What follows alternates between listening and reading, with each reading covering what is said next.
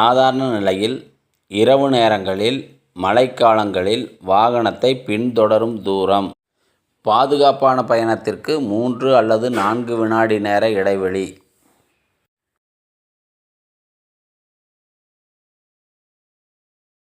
குறைந்த இடைவெளியில் பின்தொடரும் போது சம்பவங்கள் ஏற்பட வாய்ப்புகள் அதிகம்.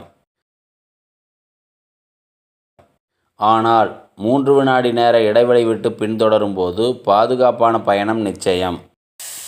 முன் செல்லும் வாகனம் நிலையான ஒரு பொருளை கடக்கும் பொழுது நாம் 1001, 1002, 1003 என எண்ணும் பொழுது நாம் அந்த நிலையான பொருளை அடைந்துவிட்டால் அதுவே 3 நிமிட நேர இடைவெளி என அர்த்தம்.